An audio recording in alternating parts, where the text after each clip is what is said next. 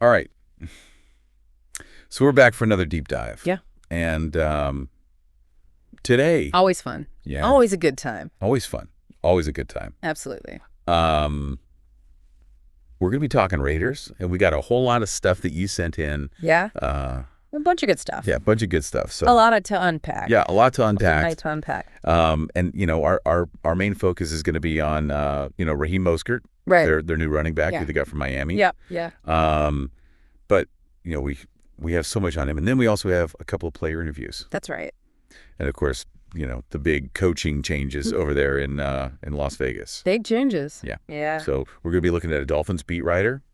We're going to be looking at what Mostert himself had to say when he was introduced to the Raiders, and then these interviews with players, Malcolm Kuntz, Yeah. and Isaiah Johnson Jr. Really interesting stuff. Yeah. Really interesting stuff.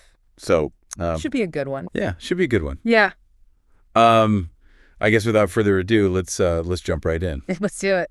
So Mostert, right? He's in the silver and black now That's right. after being released by the Dolphins back in February. Yeah. Early February. Yeah. So Beginning of February. beginning of February. Yeah.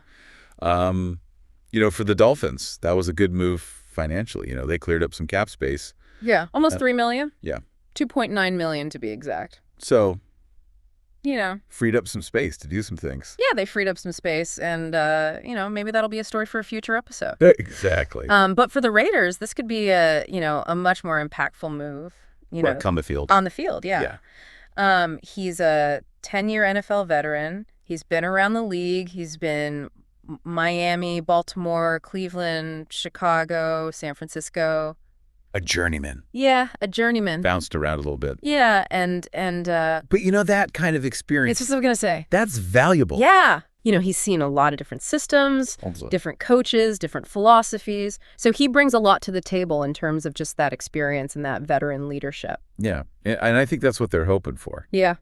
They need that in that running back room. Well, and they need the production too, right? I mean, Yeah. this is a team that has struggled mightily Yeah. to run the football the last couple of years. Their run game's been atrocious. Yeah, bottom of the league. Bottom of the league. I mean, it's been hard to watch. Really tough. So, they needed to address this, and they went out and they got a guy who, has had some success and has that veteran presence. Yeah. And when they introduced him, he seemed ready to work.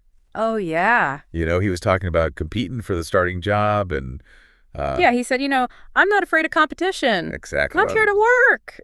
That's the kind of attitude I think Pete Carroll loves. Oh, yeah. He wants guys that are hungry, that are going to come in and work hard. Yeah. So, and he knows that they're looking for someone to step up. Well, they need somebody. Yeah. I mean, they really need somebody to kind of take the reins in that backfield. Absolutely. I mean, Josh Jacobs is gone. Kenyon Drake is gone. Right. So it's a wide open competition. Yeah. So it's Mostert's time to shine. We'll see. We'll see. We got to talk about his recent performance history a little bit, too. Yeah. Because it's a little bit of a mixed bag. It's kind of weird. Like 2023. Phenomenal year. Phenomenal year. Like you said, standout performance. Yeah. Franchise records with the Dolphins for rushing touchdowns. 18 rushing touchdowns. Overall touchdowns. 21. Total touchdowns. And he finally hit that 1,000-yard mark. Yeah. Over 1,000 yards rushing. Yeah. First time in his career. It was huge. I mean, it was like... It was huge. Was that his peak? I mean... Well, that's the question, right? Yeah. I mean, can he get back to that level? Because 2024 was a different story. Yeah. Much different. A lot less production. Yeah. Fewer yards, fewer touchdowns. And his average, yards per carry went down. Yeah. And he actually played in more games. He did. He played in 13 games in 2024. Yeah. So the question is, what happened? What happened? And, I think part of it is Devon Achane Yeah. kind of emerged as a real threat right in that Dolphins backfield. So yeah, so they started leaning on Achane more, and then Mostert kind of, got phased out a little bit. Yeah, got phased out a little bit. And he's not getting any younger. Right. So that's kind of that's a red flag. It's a red flag. I mean, it is. You hope he can regain that 2023 form, but, Father Time. Father Time's undefeated. Right. And but he did have those good years with the Niners. He did. back in like 2016, Yeah. he really started to kind of come into his own. And then from 2017 on, he was a pretty consistent contributor. Right. You know, he had his first 100-yard rushing season in 2018, and then even in 2022 with the Dolphins. He was close. He had almost 900 yards rushing. Yeah. So the potential is there. The potential's there. You know, the question is, can he tap into it again? Yeah, can he stay healthy? Exactly. Yeah, and can he, thrive in this new system? Yeah, that's going to be a big key. That's going to be a big question mark. You know, we'll have to see how he fits in with what Chip Kelly wants to do. Right. We know Chip Kelly likes to run the ball. Yeah. He likes to run a fast-paced offense. Yeah, up-tempo. So Yeah. we'll see how Mostert fits into that. Yeah, so, but, for the Raiders, I think this is a good gamble. Yeah, low risk, high reward. Yeah, I mean, it's only a 1-year deal. That's right. $2.1 million. If he works out, great. Yeah. If not, they're not really tied to him. Exactly. They can move on. So, but we do have, someone who covered him pretty closely. Yeah, down in Miami. Yeah, down in Miami, and that's Elaine Poupart. The Dolphins beat writer? Yeah, Dolphins beat writer for... Dolphins on SI. Dolphins on SI, yeah. Yeah. So, Hondo Carpenter from the...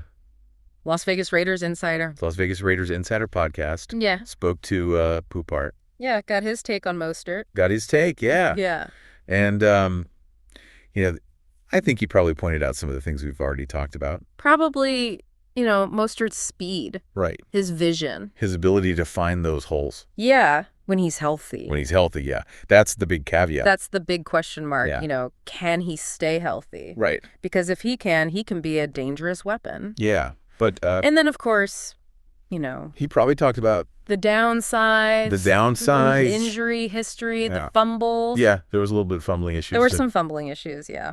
And then the big question is, how does he fit in Las Vegas? Right. How does he fit in with Chip Kelly's offense? Right. Was he even a great fit in Miami? Yeah, that's a good question. Yeah, we don't know. We don't know. We'll have to wait and see. Yeah, we'll see how that works out. See how it all plays out.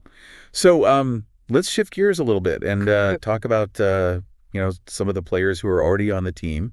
Right. And what they're saying. Yeah, let's hear from the players. Yeah, let's hear what they have to say. All right. So first up, we got Malcolm Kuntz.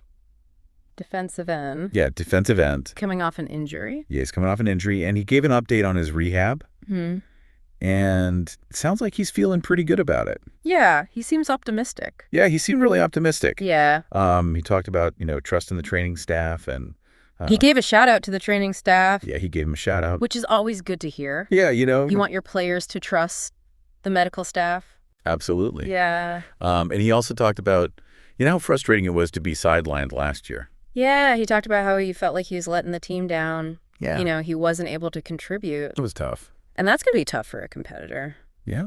You want to be out. I want to be out there with your teammates. Battling.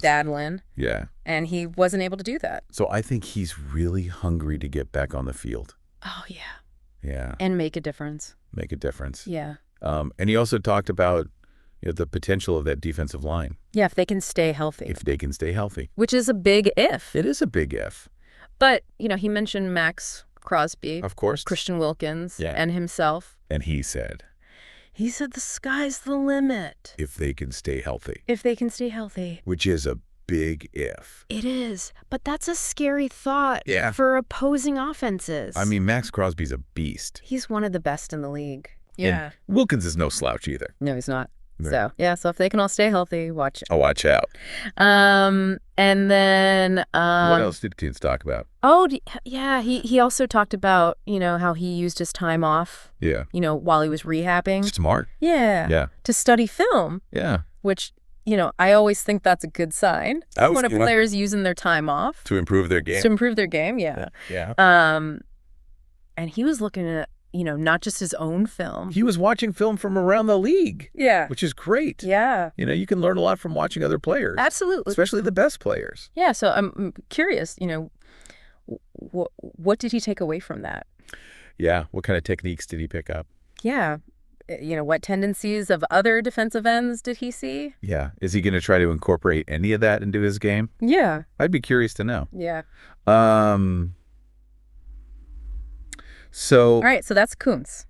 That's Coots. What about Isaiah Johnson Jr.? Yeah, Isaiah Johnson Jr., the safety. The safety. And he had some really interesting things to say. Yeah, he did.